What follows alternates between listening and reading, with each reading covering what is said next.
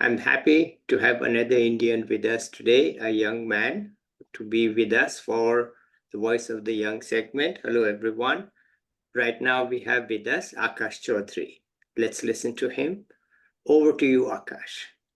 Hi, everyone. Thank you so much for having me. My name is Akash, and I'm presently a master's student at the Paris School of Econ, where I'm completing my master's in the Analysis and Policy in Economics program. The second year of my master's is what I'm doing right now, completing my thesis. And the final plan is to go on to do a PhD, but I'm still not sure whether I want to begin a PhD immediately after my master's. So I'm exploring other opportunities to currently expose myself to more research going forward.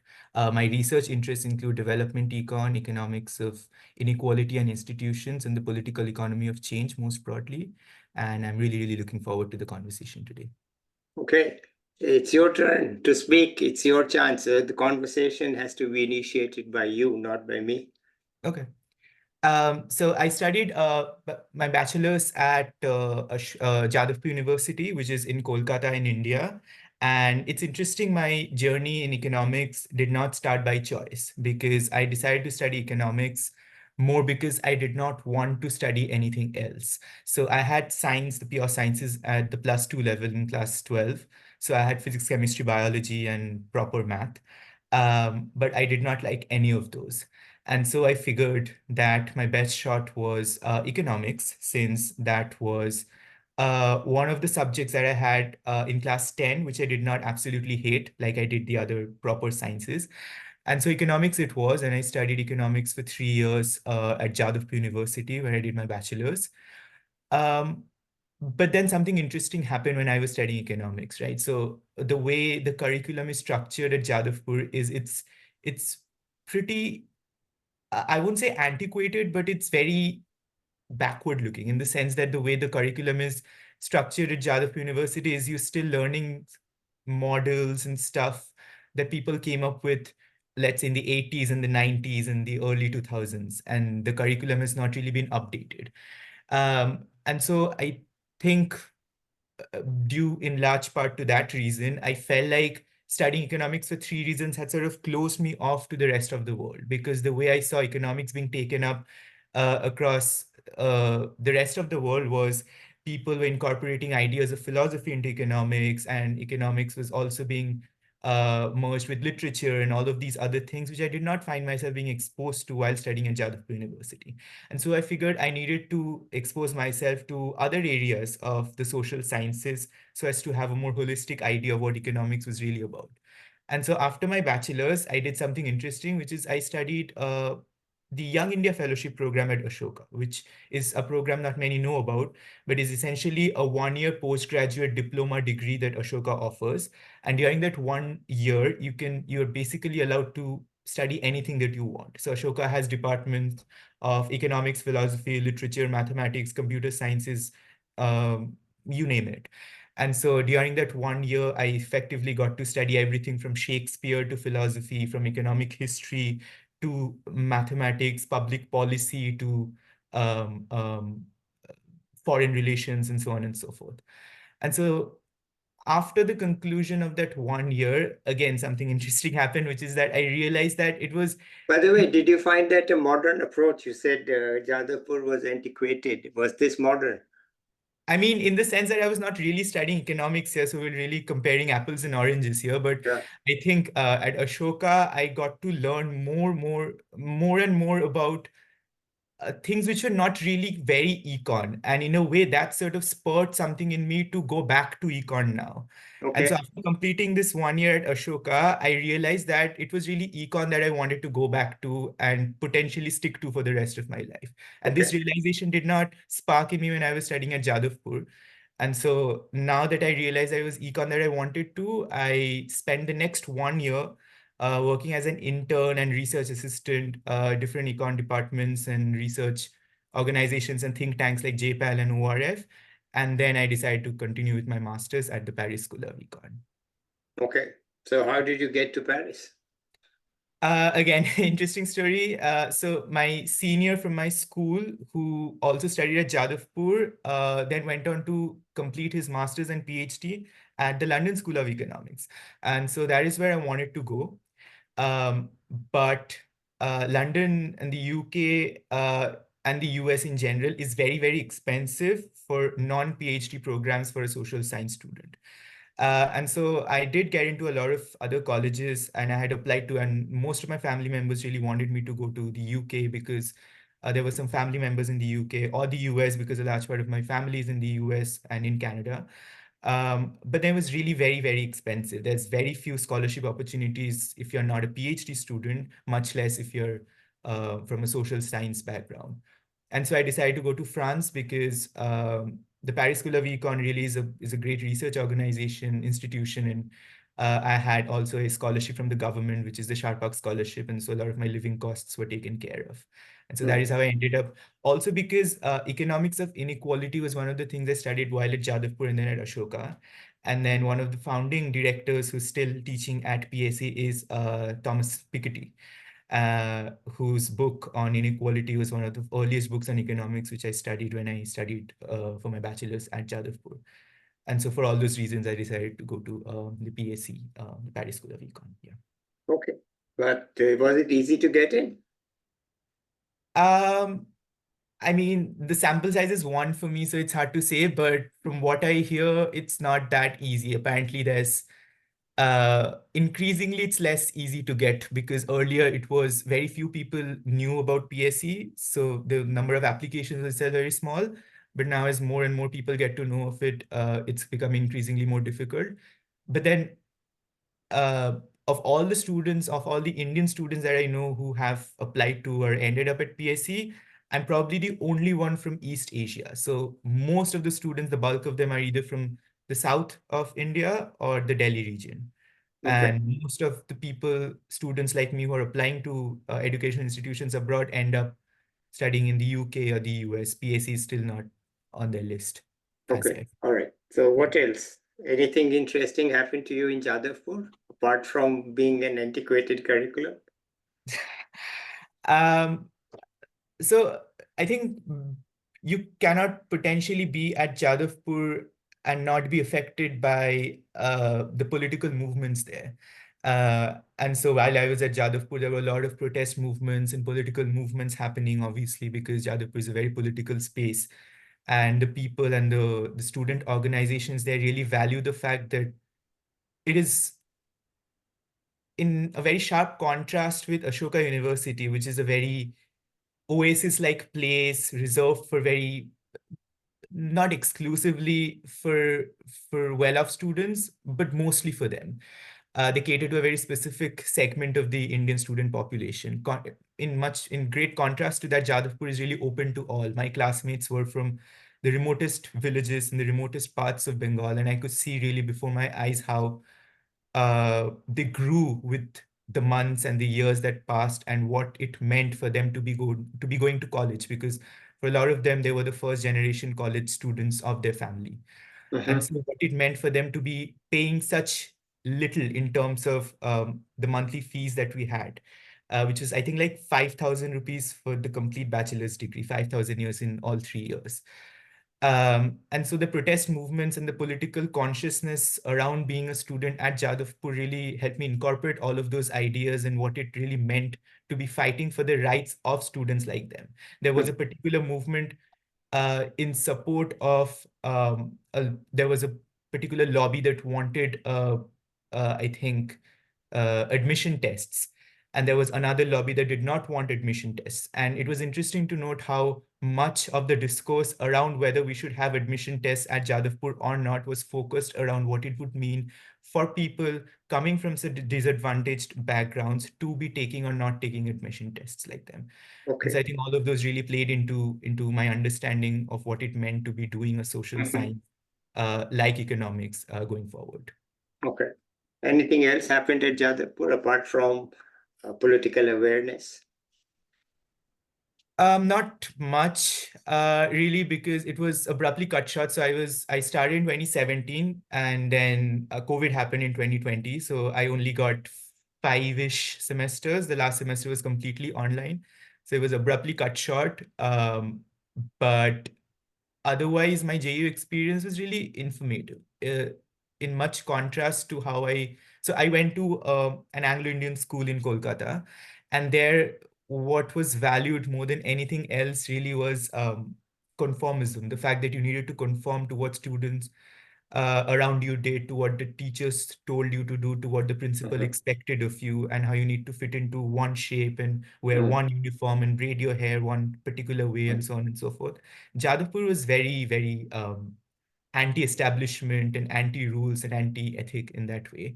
And so that was also a very crucial way for me to unlearn what I had learned. The idea that Mm.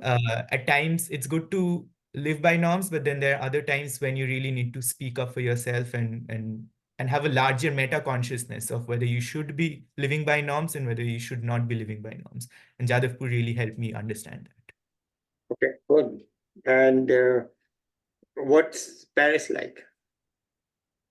Uh, Paris is it's a beautiful city, obviously. I had been to Paris as a tourist in 2017, 18, sorry.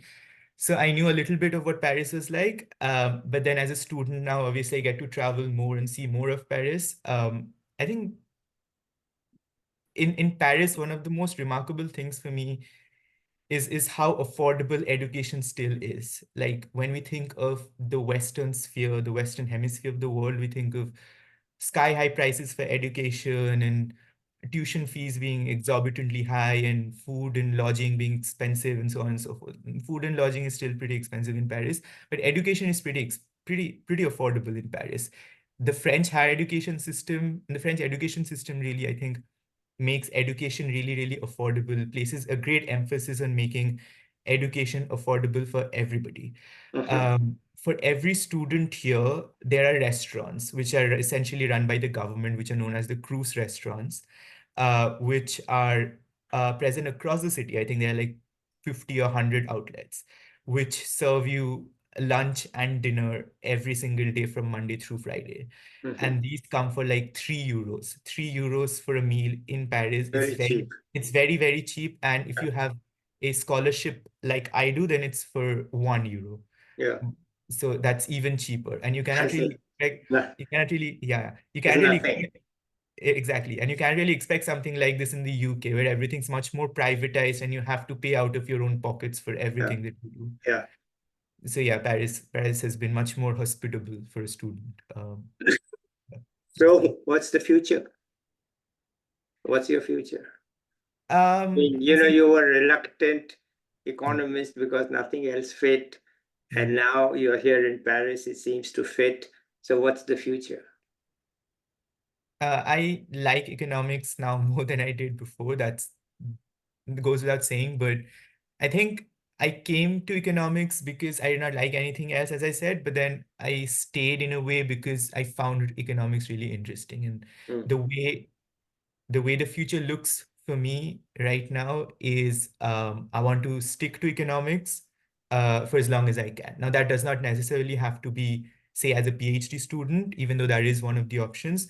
I could also be doing research as a part of, say, JPAL, where I was interning for a few months back in 2021, 22, or any of the other research organizations. Paris has a lot of research organizations doing socioeconomic research and everything from education to health to proper macroeconomics. And so I could be working at any of those. So for instance, my thesis that I'm working on right now is, so I'm looking at Indonesia, where we have oil palm plantations. So Yeah. oil palm plantations have been studied for the longest time, mostly because of the environmental concerns, because they cause a lot of biodiversity loss when they're planted, but mostly also because they're very cash crop like, in that they are an avenue for a lot of income growth for farmers who farm them.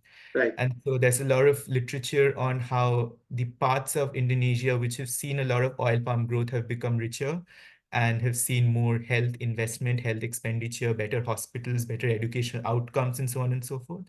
And so what I'm looking at as part of my thesis is how that has affected conflict, because there's a lot of literature which suggests that if there's a higher amount of money to go around, that should lead to lower conflict, because then the opportunity cost of conflict rises, which is to say that now that people have money to earn, they're not going to engage in violence. But Right. there's another part of the literature which says that since there's more money, there's Yeah. going to lead to more conflict because there'll be more money to be won if you win Right. through Right. violence. And so I'm trying to understand how oil palm plantations in Indonesia affected outcomes of violence like social unrest or civil wars or political unrest in general.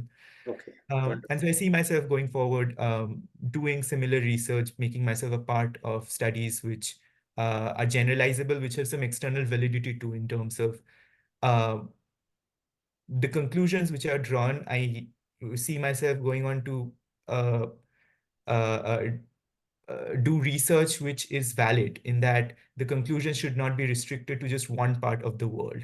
They should be externally valid in that they should be generalizable to other parts of the world so that the learnings are more universal in that way. Great. So have you gone to the oil palms? I mean, to the plantations, or it is desk study? It's just desk study because I'm working as a research assistant with the professor who's also my supervisor for my master's thesis. And they recently traveled to Indonesia to do field work because they're proper part of the study, but I'm just an RA. So Yeah. I have access to the data though, and Okay, I fine. Good. continuously, All right. Wonderful. All right. So good. So you're going to be an economist of some type. yeah. It's pretty much set, I guess. Any advice for young people? And think Um, back to your time in 11th and 12th in particular. I want to sort of reach those people, young yeah. people. Think about it from, I mean, you were in a conformist school. So think about what happened to your thinking, your decisions at that time. Maybe you can give us some ideas.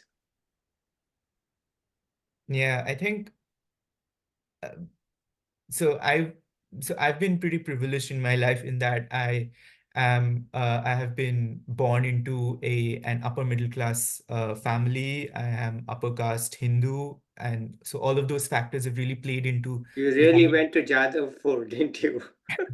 yes, and so all of those have really played into the kind of experiences that I've had. But even then, when I was completing my plus two at the school where I studied, there was a lot of pressure, obviously, for me to conform to this very restrictive idea that it's only medical science or engineering that you can really shine in or can find your calling in. And that is, Yeah.